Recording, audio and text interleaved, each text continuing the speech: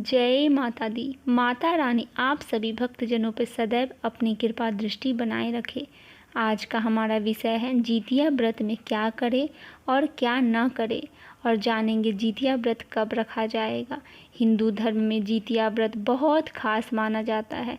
यह व्रत बहुत कठिन भी होता है, क्योंकि जितिया व्रत 3 दिनों तक चलता है और निर्जला रखा जाता है। संतान प्राप्ति और संतान की लंबी आयु और खुशहाल जीवन की कामना के लिए माताएं ये व्रत रखती हैं। आइए जानते हैं इस व्रत से जुड़े जरूरी नियम। जितिया व्रत, जिसे जीवित पुत्री का व्रत भी कहा जाता है, हिंदू धर्म में बहुत महत्वपूर्ण व्रत माना जाता है। यह व्रत संतान की लंबी उम्र, स्वास्थ्य और खुशहाल जीवन व समृद्धि की कामना के लिए किया जाता है। यह व्रत मुख्यतः महिलाएं करती है। हर साल आश्विन महीने के कृष्ण पक्ष की अष्टमी तिथि को जितिया व्रत रखा जाता है। मान्यता है कि इस व्रत को विधि विधान के साथ रखने से संतान का हर प्रकार से कल्याण होता है और संतान की लंबी आयु और निरोगी जीवन का आशीर्वाद प्राप्त होता है। इस व्रत को करने से संतान को दुख या बीमारी से बचाया जा सकता है। इस व्रत को करने से न केवल संतान का कल्याण होता है, बल्कि परिवार में सुख शांति भी बनी रहती है। आइए जानते हैं जितिया व्रत कब रखा जाएगा और शुभ मुहूर्त, और इस व्रत में क्या करना चाहिए और क्या नहीं करना चाहिए। जानेंगे संपूर्ण जानकारी इस वीडियो में। मिथिला पंचांग के अनुसार इस साल 2024 में आश्विन महीने के कृष्ण पक्ष की अष्टमी तिथि का प्रारंभ 24 सितंबर को दोपहर 12:38 पर हो रहा है और अष्टमी तिथि का समापन अगले दिन 25 सितंबर को दोपहर 12:10 पर होगा। उदया तिथि के अनुसार इस साल जितिया व्रत 25 सितंबर को दिन बुधवार को रखा जाएगा।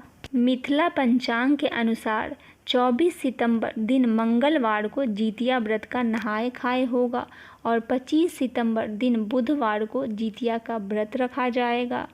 पूजा का शुभ मुहूर्त है 10:41 से लेकर के दोपहर 12:12 तक जितिया का पूजा किया जाएगा। 26 सितंबर दिन गुरुवार को जितिया व्रत का पारण किया जाएगा।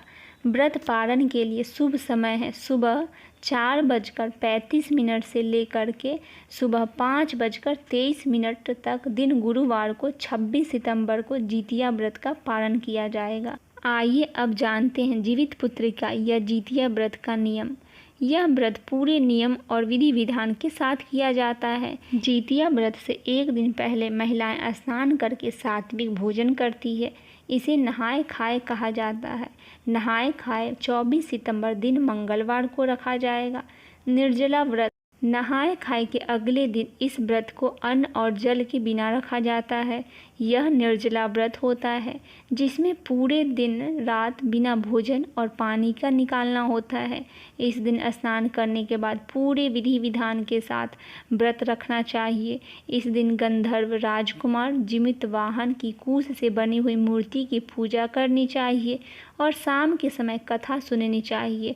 जितिया व्रत में चील और सियार की गाय के गोबर से मूर्ति बनाकर उनकी विशेष रूप से पूजा करने की परंपरा है। इस व्रत को घर में पहले सास रखती है, फिर उसके बाद बहू के द्वारा इस व्रत को रखा जाता है।